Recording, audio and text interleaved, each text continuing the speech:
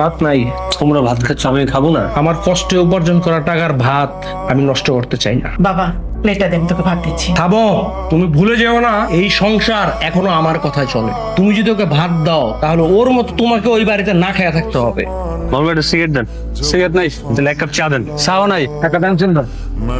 আমি তোমার কাছে সিগারেট ছিলাম, তুমি আমার বলে সিগারেট নেই। সিগারেট বাকিতে বেশি না, আগের এই টাকা রয়েছে। বাইকের চাবিটা দে না, একটু মোর সাথে দেখা করে আসি। সিগারেট খাবি?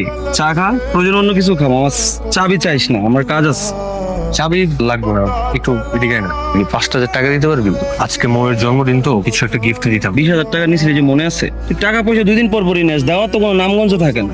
তুই কিছু খাইলে খা, মামা টাকা পয়সা চাইস না। এই মামুন ভাই, ওর 1 প্যাকেট সিগারেট দেন তো। না লাগবে না, থাক। এইটা তোমার আসার সময় হলো? মানে আমি বুঝলাম না, আজকে একটা স্পেশাল দিন, আজকেও তোমার দেরি করতে হবে? কি হয়েছে তোমার? তোমার কি মন খারাপ? আমি কিন্তু তোমাকে চিনি, একটা সময় তুমি সব কিছুই করতে পারবা, তুমি অনেক বড় হবা। আর যত যাই হোক না কেন, আমি তো সব সময় তোমার সাথে আছি। তোমার মতো করে ভাগ্য আমাকে বুঝবে না কখন। খেয়ে নে বাবা। আমি তো বেকার, আমার তো এই বাড়িতে খাওয়ার অধিকার নেই। যেদিন নিজের টাকা ইনকাম করতে পারবো, নিজের টাকায় তোমাদের সবাইকে খাওয়াইতে পারবো, সেদিন এই বাড়িতে আমি খাবো। তার আগে একটা দানাও আমি খাবো না। দেখিস একদিন তুই বড় কিছু করতে পারবি। তোমাকে না বললাম পরে খাবার দিবা।